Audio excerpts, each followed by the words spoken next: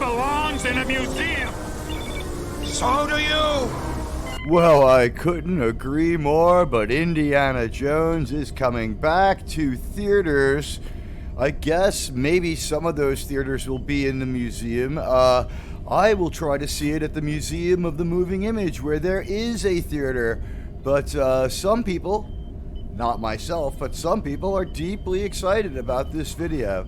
And that's why I'm taking a look at our pal, FilmSpeak's reaction. FilmSpeak, link in description, has a video out called The Indy 5 Trailer is Everything. And he's got 21,000 views on this in just 3 days. And let's see, in this FilmSpeak video essay, we discuss why the Indy 5 trailer is everything, as in this Indiana Jones and the Dial of Destiny trailer breakdown and trailer explain video. What the?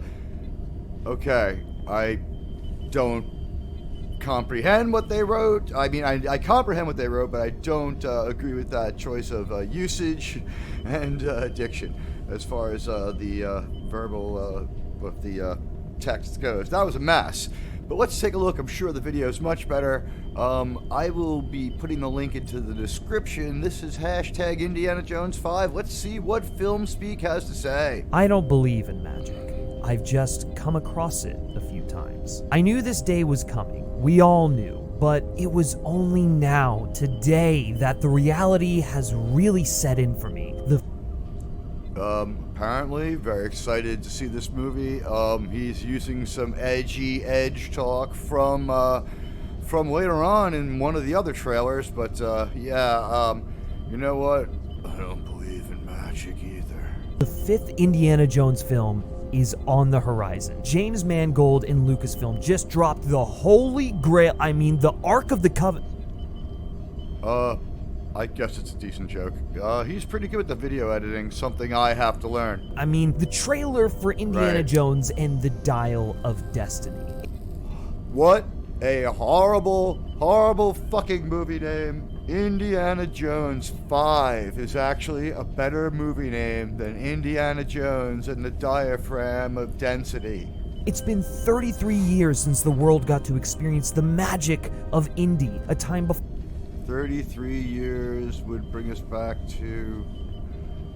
Alexa, how long ago was it 33 years ago? Well, there's that phrase poorly. Okay, yeah, so 1983. That's hard to believe that he nailed that math and I couldn't, but then again, he sat down and worked it out. I thought he was counting forward from the end of Last Crusade.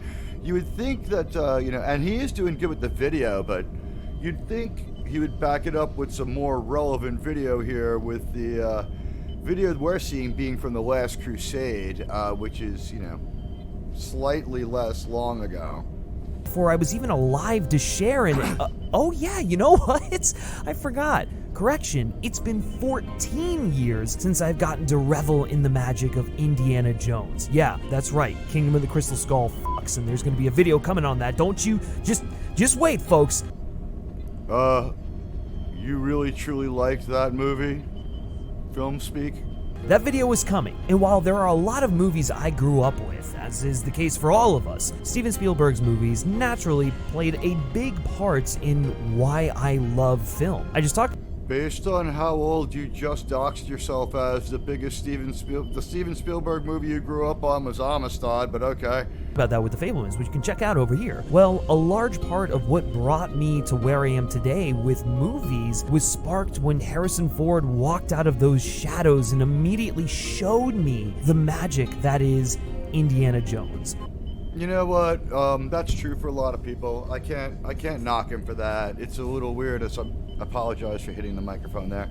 It's a little weird to hear someone else say it quite so plainly. But yeah, a lot of us. But I guess he was watching it on TV because I think he's a lot younger than me. I did see that movie in the theater, and I was blown away by that sequence. So I mean, he's not crazy so far. And let's continue here with our pal FilmSpeak. I'm sure this isn't necessarily an original anecdote, but I can't even count the amount of times I would throw on Raiders of the Lost Ark.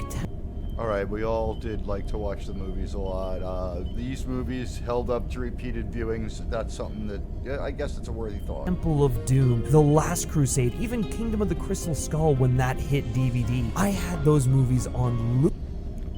You had Kingdom of the Crystal Skull on loop. Come on. Similar to Star Wars, but there was something about Indiana Jones that really spoke to The Indiana Jones movies are a little bit better than the average Star Wars movie for movie. Not a lot. me. The excitement, the swashbuckling, globe-trotting adventure. And if I'm being honest, I think it's my love for Indiana Jones that helped me fall in love with what is my favorite franchise of all time, James Bond. I mentioned the other day that when James Bond, when Indy walks into the nightclub in Temple of Doom, he's dressed just like James Bond in a white dinner jacket. We all know that the original and probably coolest James Bond, Sean Connery, was the father of Indiana Jones. So, you know, okay, I mean, I guess it sideloaded this guy into Bond. The fact that he chose to show Bond in a jetpack from You Only Live Twice, I think it is, I gotta wonder on that one, but okay. There is nothing like watching an Indiana Jones film. The rolling boulder, the massive fight in the town market, the dig for the Ark. Hell, before He's kind of saying things about the movie that I don't like, in the sense that he's talking about some of the boxes that Indiana Jones fans have they to even check. start digging the map room. Oh my... Yeah. God forbid he doesn't go back to the college. Will FilmSpeak mention that? God, you get the feels. It's both creepy and mesmerizing and awe-inspiring. It's just like, how the fuck was someone able to do this? It is great filmmaking. It's just it's a masterpiece. And of course, I'm only talking about Raiders there. I'm sorry, I was just laughing at Belloc's head exploding. That's always something But Temple that of makes me Doom, laugh. as many of you do know, is my favorite Indiana Jones film. Did a video All right, you've just won points with me, FilmSpeak. We agree on this. on that, which you can check out. And so much of that movie, the pulpiness, the horrifying descent into this cultish hellscape, and then the exciting minecart chase out, it's just Temple of Doom is a goddamn blast. FilmSpeak so far not sounding like the most unreasonable guy. Prone to hot takes like me, but so far not sounding crazy. Basically, the reason that I kept coming back to these films was the character of Indiana Jones, Harrison Ford, and just the essence of him as a person poured into this iconic on-screen character. But even If Indiana Jones on screen was like Harrison Ford off screen, he would be, and I'm just speculating here, smoking weed, trying to see if his wife was around because she's so thin and hard to detect that if she stands sideways you might miss her. Crashing planes, although I guess he does that once in the movie, but like I would point out, he's on a few planes a few times in a few of these movies, and he only really crashes one of them once. The other one, his father kind of brings down on him. So, you know what? Maybe Harrison Ford is like Indiana Jones. He does. We've never seen him land a plane successfully. more than that, what I really loved about these movies is just how much of a blast they were. You can tell that they were movies made by people who just loved being creative together. George Lucas and Steven Spielberg birthed this iconic series out of a love for a bygone genre. And right, okay, so is he going to get into the fact that it's serials and the ongoing pulpy story, or I don't know where FilmSpeak's going to go, but I do know it was time to transform him a little, so I had to interject. So far, he's not blowing my mind with anything insane, but it is sort of, we knew this when we came here. FilmSpeak, what are you trying to tell us that we didn't know about this trailer? We're 3 minutes into this, and we haven't talked about the trailer that you're referencing to get us to watch it. that love and that passion and their personal experiences seep into the work, and that's what makes it resonate so much for all of us. Moving and while along. it might not be Steven Spielberg himself, at 3 minutes and 15 seconds, we see the first shot from Indiana Jones teaser trailer, Indy 5. Now, to his credit, I mean, he managed to milk it up to 3 minutes and 15 seconds of just talking about Indiana Jones' cultural relevance in his mind before he really got to the title of his video. So a little bit of padding there, but I mean, I guess he did take the time to edit it, and it was a really nice Indiana Jones montage of great stuff. But you know, we own the movies, so if his goal was to visually engage, you know, A+, but if it was to verbally inform, you know, not doing much so far, just telling us that he loves the biggest film franchise in the world just like we do. We're seeing the questionable and weirdly rendered Indy in New York City downtown looking poorly rendered at this point. I hope they fix it. Poorly rendered Empire State Building from Eldridge Street. Himself bringing this capstone of the Indy franchise to the big screen next year. When this trailer dropped, and we're seeing, you know, the same trailer that we analyzed the other day with the Indy lecturing.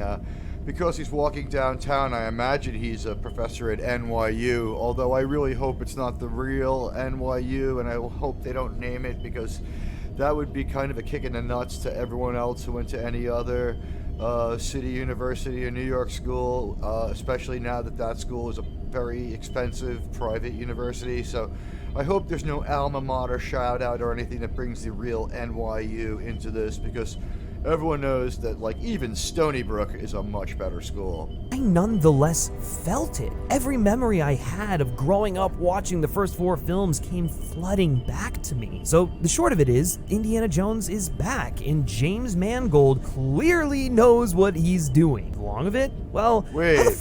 How do you know this already? How can you know that James Mangold knows what he's doing? I was left with nothing but questions, and you are absolutely reassured. We've got 21 seconds of new information, and it's that this is going to be great. He's showing the weird CGI with Harrison on the horse with the head strobing around. Harrison Ford still looked this good. But he's cutting it charitably. God. I mean, Indy's... Harrison Ford doesn't look so good because his head's strobing around all weird. Still got it. I mean, obviously he's had the Hollywood acting career to end all Hollywood acting career. Arguably doesn't need this movie. Arguably you could ask, why do we need this movie? For half a century now. He never lost it, but it's so crazy how No, it looks like it left him, though. He didn't lose it. It actually, like, snuck out the window while he was asleep, because he... really, I hope he's not playing 60, because this would make everyone feel bad about turning 60. Because while Harrison looked great when he was 60, now that he's 80, making him be a Hollywood 60 is just, it's bad for everybody. Effortless the charm is, the charisma, the physicality comes to him, even at the age of 80. Harrison... I didn't see anything in this video that made me feel like he had the physicality. It made me feel like, if anything, there was some dumb stuff done to get out of being physical, like that gag with people holding guns on him when he ducked.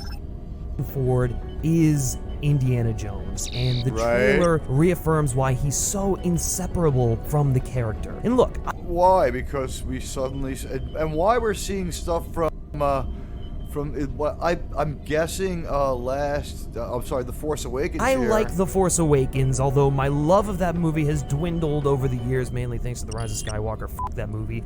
You should hate The Force Awakens because it's a piece of garbage on its own. And it was really great to see Han Solo again in that film, but the passion that burst from the screen every time... I hated seeing Han Solo in The Force Awakens. He was a diminished and stupid Han Solo who just sat there stone-faced when Rey made the crack about the compressor on the Millennium Falcon's hyperdrive. Now, I may be a huge nerd, but I was educated enough to realize that when she said that, she undid the plot of Empire Strikes Back by saying that she herself had fixed the hyperdrive better than Han Solo ever could. So the only reason that the Return of the Jedi goes down the way it does, you know, with them needing to rescue Han Solo and, you know, the Empire, you know, with a little more of an advantage than it would have had otherwise, is because Han Solo sucked at repairing his own ship, something that Rey is better at. I hated the bypass the compressor line. That is a direct shot at Han Solo, and you can see Harrison Ford sit there stone-faced just looking at her. He doesn't... For a long time now, things haven't been registering for Harrison. He doesn't care. He likes money. He just will deliver any line and let any of his old characters get killed for one more paycheck. Time we see Harrison's face in this trailer dwarfs that of his return to Han Solo. Which face? His real face or his fake face? Because we see a lot of deep-faked Harrison Ford. 1,000 times over. This is his career-defining part, and I will die. How do you call this his career-defining part when the man has had such a wide-ranging career? He's made more movies as Jack Ryan, I think. He's made as many movies as Han Solo. Harrison Ford doesn't have a career-defining role. He's Harrison fucking Ford. When somebody hires Harrison Ford to play a role, that character becomes Harrison Ford. That's more like it. Career-defining? Maybe. I mean, it's not insane, but in the 1 minute since you started talking about this movie, you have really lost me, FilmSpeak, and I don't know where you're going, and man, do you have a lot more to say. On that hill, man. And even more than that, this is the role that Harrison Ford cares so deeply about, because it is the we've found out he doesn't care that deeply about any of one his that roles he has that the most much. fun playing. It's the one that he Does enjoys Harrison Ford watching ever as have an audience fun? member, and it's the one Does Harrison Ford ever have fun? that feels like it's so intrinsically linked. Oh, you know, I was wrong about this, by the way, the other day. The Yahtzee, and that's, let's just face it, that's more fun to say. The Yahtzee that we see in the past, it turns out that is Tote from Raiders of the Lost Ark, played by a different actor, seeming to confirm time travel. And I got that from another YouTuber, a much bigger one, Midnight's Edge. They said that. And then we're seeing Indiana Jones pick up the birth control dispenser that seems to be the dial of destiny. Linked to him, it's shaped by him and his See, I don't see how this is any more linked to him than Han Solo or Jack Ryan. experiences. I mean, my God, the scar on Indy's chin is actually Harrison Ford's scar that he got, and they just, kind of wrote it in. That's the same for every Harrison Ford character, but maybe none so much as the guy who plays in Working Girl, where he tells that story. What the fuck are you getting at? Into the character. There is only one Indiana Jones, and it's Harrison Ford. But damn, This is for people who've never seen movies except the Star Wars and Indiana Jones movies, I guess. I mean, I don't know where FilmSpeak's coming from. he really is looking good here. Oh, that's the de-aging? Oh, jeez, oh my God. Which actually seems to really work. I mean, look. As he's saying it's really working, he's showing the most questionable piece of CGI from the movie, the horse. Look, and, I think we gotta watch him speak and see the face actually move, but so far so good. I would hedge my bet too after endorsing that, because I'm not so sure that what we see when they pull the hood off of young Indy in the Yahtzee uniform is anything more than another take from maybe Last Crusade with a filter on that, because I just don't know what's de-aged and what's left over from other movies, and we don't know anything yet. So praising this as great de-aging when we can't be sure is a little premature, but hey, we're getting there with this. I mean, that's really kind of an understatement. The Indy 5 trailer is everything. At 5 minutes, about a third of the way through this, we have not made much of a case. So far, holy fucking shit. This is the modern era of VFX. I can't even believe it. And that's maybe the most... A lot of what we just saw could have been doubled. It was like people, I don't know, he just didn't line up video that made me feel like he was making a case what he was saying. But hey, I never line up video, right? Interesting parts of this whole He's still trailer. doing better There's than me. some kind of flat This moment of Antonio Banderas taking a shit and looking up is just so weird. It looks like we caught him taking a shit. It really just does. flashback or time travel element happening here. I doubt... Yeah, everybody seems to think that this heavily implies time travel, and I don't see how they have any viable path out of that. They went to all the effort it takes to CGI that much de-aged indie material, only for it to... We don't know how much is de-aged and how much is B-roll or unused takes. There are such things as unused takes. all happen in a single flashback prologue. I feel like they're either gonna be woven throughout the story, or again, we might be looking at a time travel story. The film... he's right about the flashbacks that could just be woven through the story. Other people have said that too.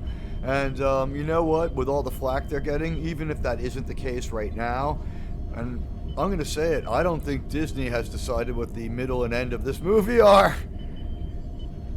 So who knows? I think that fan reaction, probably more important than it's ever been. I guess go on Twitter and make some noise about how you want Indy to die with dignity, because it doesn't look like it's trending that way. Film subtitle, The FilmSpeak thinks that the trailer is everything now. of course, is the Dial of Destiny. You dial back time to go to the past, and as we know from Back to the Future, the Why is he saying this like it makes sense?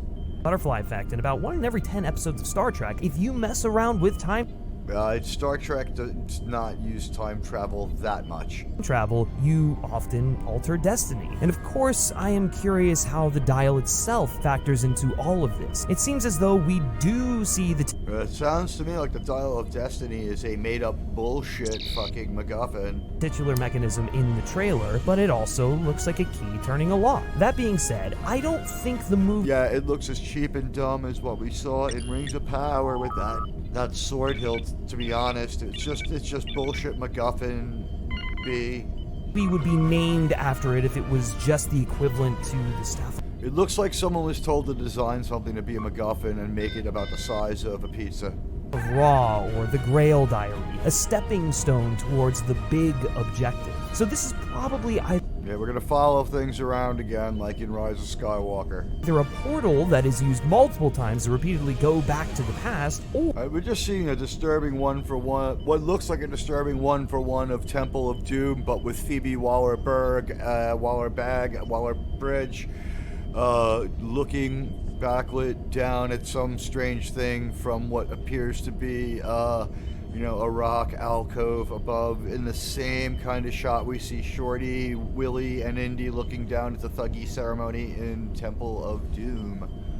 it's what the heroes and I can't believe he's repeatedly showing Indy on the horse in on Fifth Avenue.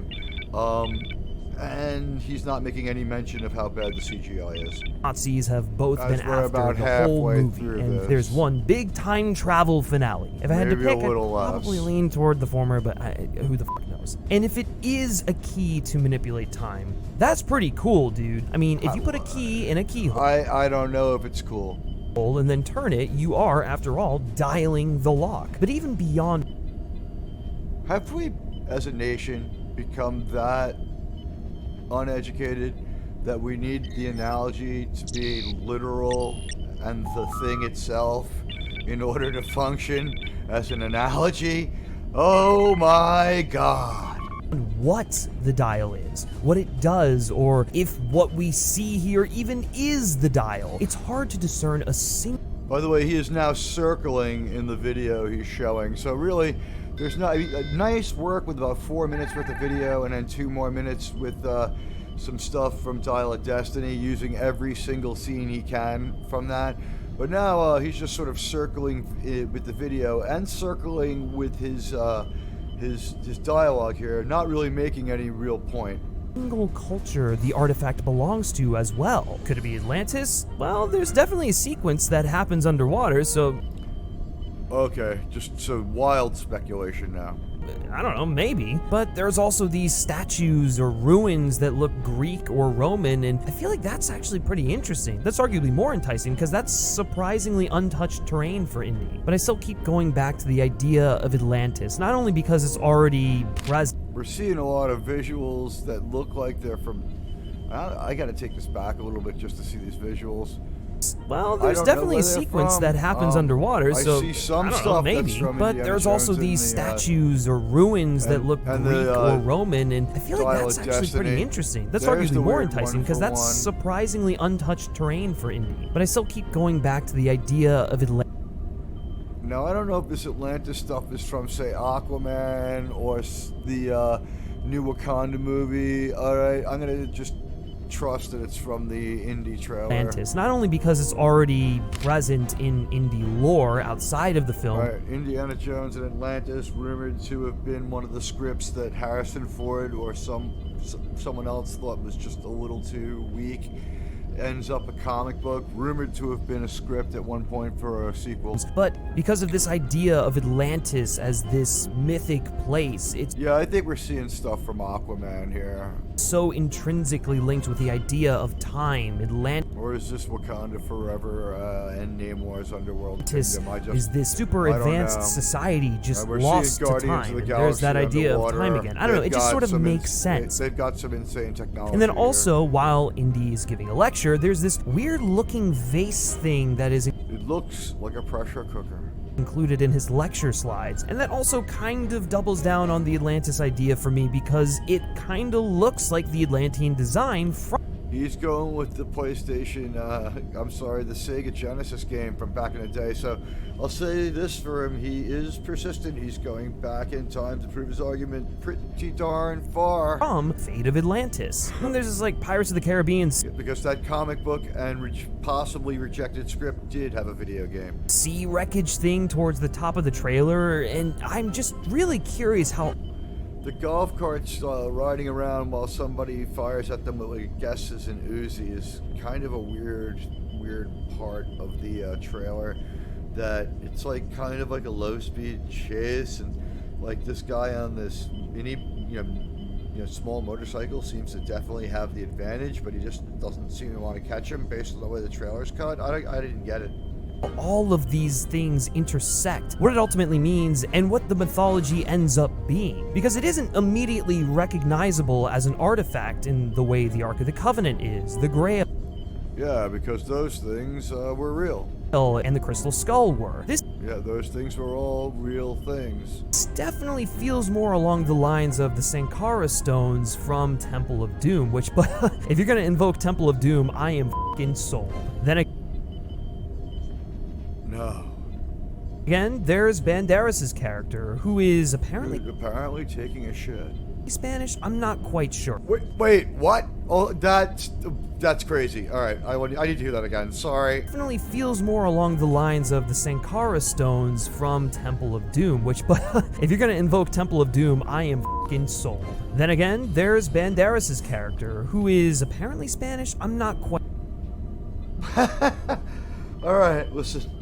I'm apparently Spanish myself, and I just found that to be that sounds weird, man. Quite sure, but given the late 60s, early 70s setting, which appears to be when this movie takes place, it could be that he's playing a Franco-fascist. There are not. I would point out that in a movie called Indiana Jones and the Last Crusade, the Cross of Coronado, Coronado was in fact Spanish, so I mean, this is not new. The Spanish influence on history is fairly substantial.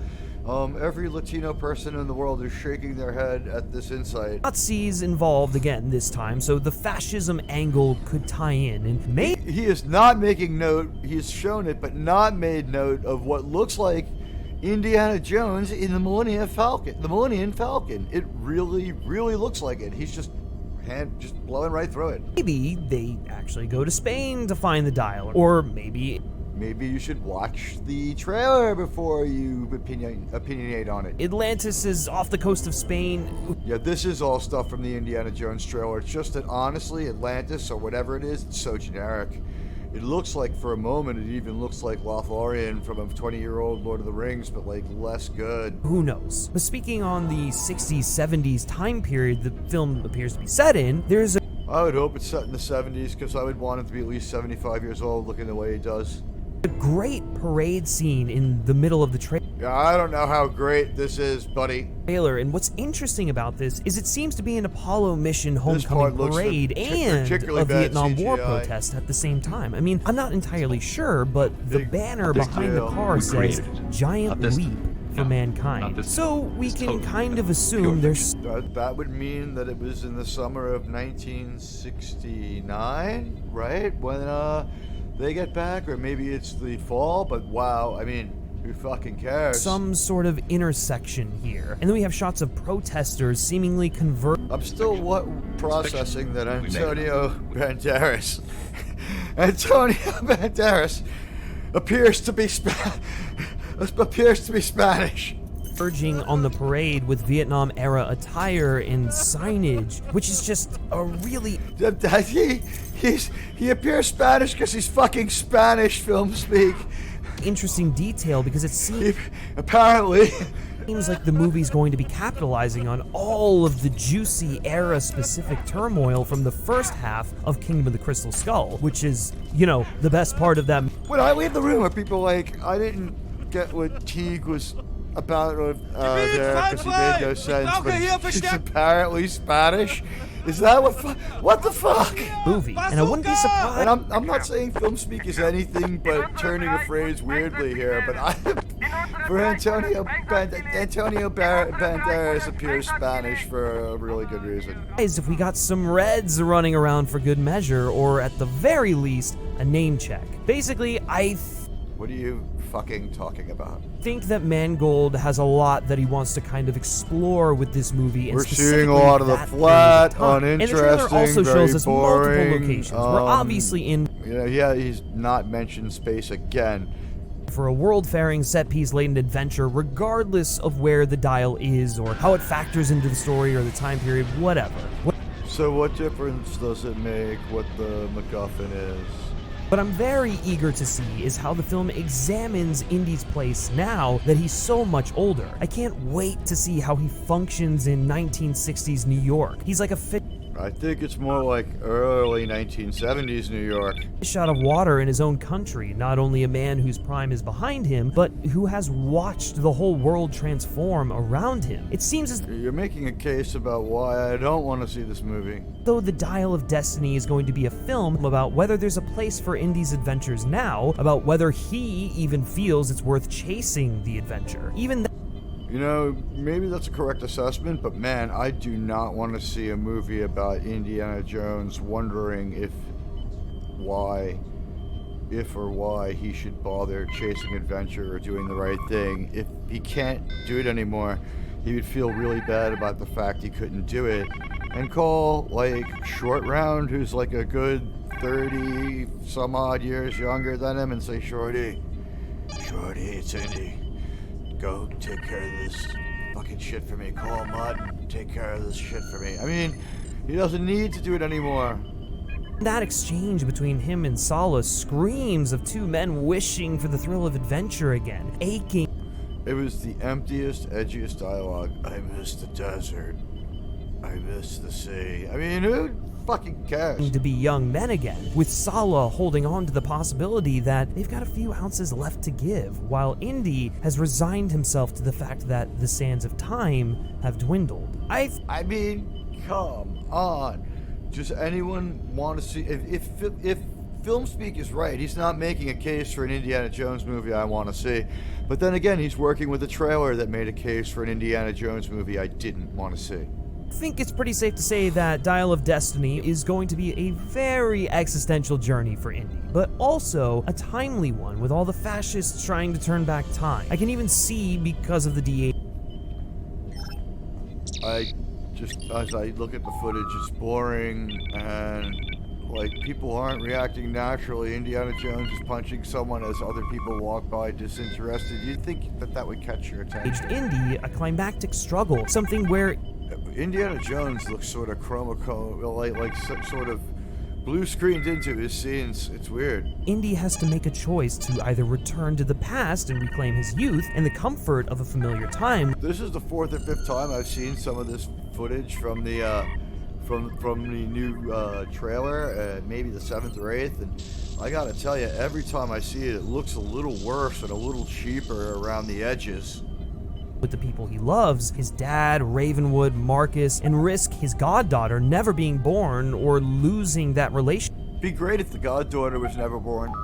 With her, or something along those lines. Like, I'm sure she'll be at stake, and he chooses not to, and instead Marcus Brody, an American with a North Atlantic accent, is going to have a British daughter. Sacrifice a second life, almost immortality, to be with those he still has so they can have a better future. That would add a... Marcus Brody had a North Atlantic accent. He did not sound British, even if the actor may have been. lot of context to the whole fascists angle, or really just the Nazis returning, their desire to return to a time where fascism reigned. Things cannot ever be that. Whoa, that was weird. Let's hear some of that again. Claim his youth and the comfort of a familiar time with the people he loves, his dad, Ravenwood, Marcus, and risk his goddaughter never being born or losing that relationship with her, something along those lines. Like, I'm sure she'll be at stake. What? And he chooses not to, and instead... Seems... If you've sussed out the whole plot, why are you so excited? And this has taken you 11 minutes to say, FilmSpeak. Sacrifice a second life, almost immortality, to be with those he still has so they can have a better future. That would why do we need this movie then? add a lot of context to the whole fascists angle, or really just the Nazis returning, their desire The whole fascist angle, the Nazis returning, to return to a time where fascism reigned. Things... What? What? Who could... This is as bad as the sentence structure in the description of the video. I don't understand. Nazis returning their desire to return to a time where fascism reigned. I'll give you one more chance to say it in your own words. Something along those lines. Like, I'm sure she'll be at stake, and he chooses not to, and Here it instead is. sacrifice a second Well, life, no, not almost yet. immortality, to be with those he still has, Boy. so they can have a better future. I don't even know what he's saying there. That's just like a word salad. Who is they? Who's he? That would add a lot of context to the whole fascists angle, or really That would add a lot of context to the whole fascist angle, or really just the Nazis returning. Their just the Nazis returning. And then there's like an overdub because he's overdubbed himself here, and I'll let you hear it. This is weird stuff.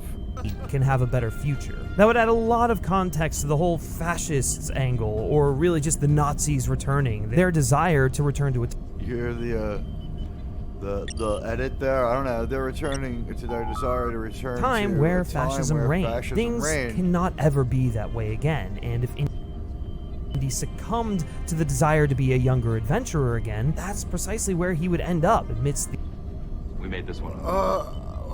Why did you need to construct it that way? I mean, It's a I'm made-up not tale. saying don't hurt the feelings of people who subscribe to Nazism. I'm saying that was awkward, long, and meandering way to say, looks like he's going to be up against his old foes, the Nazis again.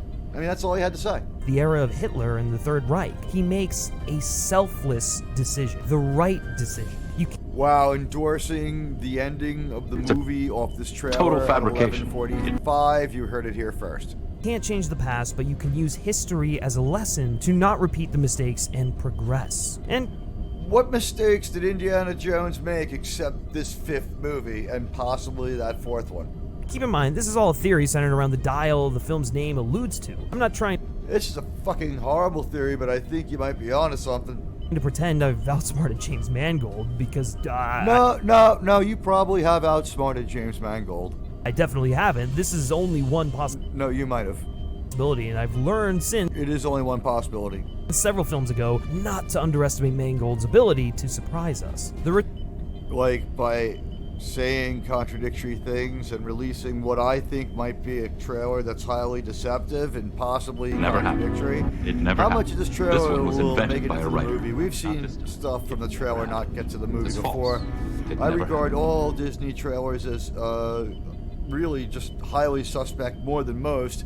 I think that the Disney, Star Wars, and MCU, and by extension Indiana Jones commercials, the Lucasfilm, trailers, they're all just, trial balloons to see how It's a people fake. react to it. It's fiction. And then It's they a- write the movie based on Twitter and Reddit, and really it's a stupid way to do things, but that's how they choose to do it. Return of the Nazis to the Indiana Jones franchise obviously makes Just a whole use lot the of word sense, as much as especially you when you can. take in the current You found a way to meander through like 2.5 minutes of repeating that there's Nazis in this.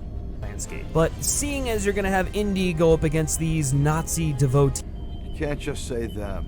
He's trying to resurrect the old order, because of course they are. That's what they're going to do. I'm sure the depth I bet you they're not that well developed, actually. and dimension of their belief is going to come up. And this was one of the cooler aspects of the City of Gods draft for Indiana Jones 4. Kind What the fuck are you talking about? of the line between dreams and reality, and how You talk about this like we're all conversationally familiar. I mean, you can't just throw that out there without setting it up. That's like a flashbang to our narrative abilities. You're just trying to confuse people here. belief manifests those dreams. They even call it the crystal skull of Is this like written by an AI? destiny. And there's a whole subplot about an old Nazi who wants to use the skull to resurrect Hitler and the Third Reich. I'm not saying they went and plundered that draft for ideas, since so many of them ended up in the Yeah, I can guarantee you that they will not be using Hilter in this movie. final film for Kingdom of the Crystal Skull anyways, but So what you're saying is these ideas that they had unused are actually ideas that they hadn't used. Wow. I'm sorry, and I apologize for all the extra verbiage by our pal, FilmSpeak. it's a fun parallel. These ideas feel like they've been hanging around the franchise for a while now, and they'll probably make their way into this movie in some way, shape, or form. So his theory here is it will be like Star Trek the Motion Picture. Believe me, it won't be that good. There's really no way to use the Nazis in a post-World War II setting without making their goal bring back Hitler. Like, that was even the At this point, if they make an Indiana Jones 5 as good as Star Trek the Motion Picture, it would be considered a home run. plot of the canceled sequel game to Indiana Jones and the Fate of Atlantis, which, again, You're hung up on video games, guy. later became a comic. Modern fascists want to turn back to a time centered around authoritarian rule because they're afraid. They're afraid of what progress does to their bigoted, small-minded mentality. At the No, Nazis are Indiana Jones's enemy because they're unambiguously bad. Okay?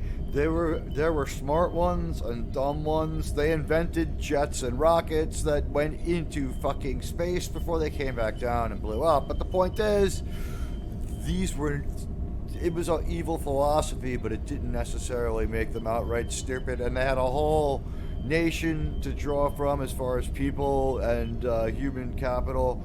I don't know. I mean, if this movie starts to make meta statements about the philosophy, other than it's evil, and other than things like, the flame of freedom should be jealously guarded, it's gonna go really bad. At the end of the day, whatever direction the story goes, there is one thing I believe above all else, that the Dial of Destiny will serve to reaffirm the magic of Indiana Jones. That was a brain-breaking sentence, and it really, again, feels like it was written by an AI, isn't it? Indy says, It's not so much what you believe, it's how hard you believe it. Yeah, I called that out as the stupidest line that could possibly have been written. What does that mean? It's not what you believe, but how hard you believe it. I emphatically believe that I shouldn't pay taxes won't keep me out of jail. and I don't disagree with that. So what I believe is that everything this trailer did to reignite my belief in that magic will be amplified. If you were reinvigorated by this trailer, you all are easily pleased. Tenfold the day I sit down and watch Indiana Jones 5 for the first time. We're all searching for some kind of answer. Indy I think I saw the answer up there. We're gonna get a mediocre to terrible movie.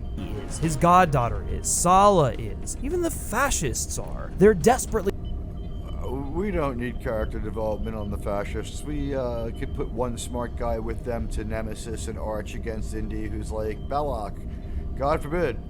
Go with something that really... Go one of the things that worked. clawing at the surface of life's mystery for the thing to pledge themselves to, that they can find a singular answer to varying degrees. I have Boy, I'm telling you, I am not in love with this take. always felt that to be the core of all four of Spielberg's indie films, and now it looks like Mangold is There are two movies where Indy has completely different enemies than the Yazis, so I don't get it with FilmSpeak. Following in his mold. But I also believe this film will be something of a reckoning for Indy, to come to terms with all these varying miracles he's seen and experienced that are rooted in the mythology of a multitude of faiths. He's just really dense with the dialogue, but I mean, we hear Indiana Jones say he doesn't believe in magic, which is bullshit at this point. Get that Indy always starts as the skeptic in these stories, but yeah, that's about as believable as Scully from the X-Files still being skeptical in those final few seasons. And, you know, to the X-Files' credit, for the most part, she tried to keep up scientific objectivity, but admitted all the time she'd seen a lot of shit, so who knows? But I feel like he's seen one too many miracles at this point to really be such a skeptic now. The strength... It took you 14 and a half minutes to get to that statement that you teased up front. The belief has never really been a factor for Indy before, the way his line about magic suggests it is now. All three original... We got a 15-minute video with about 1.5 minutes of information, maybe 3 minutes of information. Films end with Indy surrendering to belief on some level and trusting that the right outcome would follow, but the strength of that conviction never felt relevant I don't know about that, man. Maybe. to those moments. I suppose that might be what they're going to try and set up. Don't question why Indy with the whip in the room with the table and all the people pulling guns on him is a messed up scene that doesn't seem to work.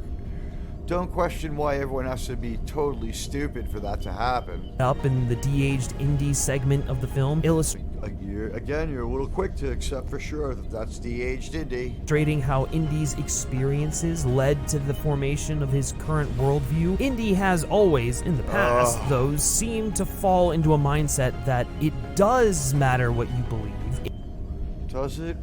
It's why he opposes the Nazis, He opposes the Nazis because everybody knows that they are bad and they are unequivocally evil.